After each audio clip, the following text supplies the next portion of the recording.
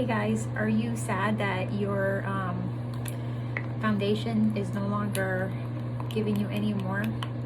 All you have to do, and you can do this with any product that you have that's run out, it's really not all fully run out. So what you do is you cut this top part off, and of all that foundation that's still in there, you can still use. So like for instance here, squeeze it out, and there you go. Still have a lot more foundation there.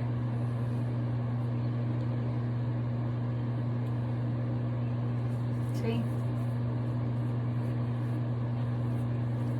So it really,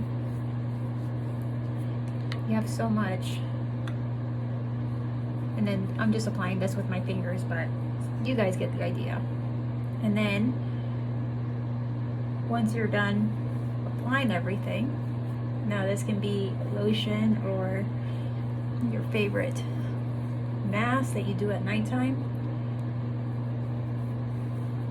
What you do is, obviously I have to even this out a little bit, but it gives me the coverage I need. You take the top part that you just did, fold it just a little bit, go like this.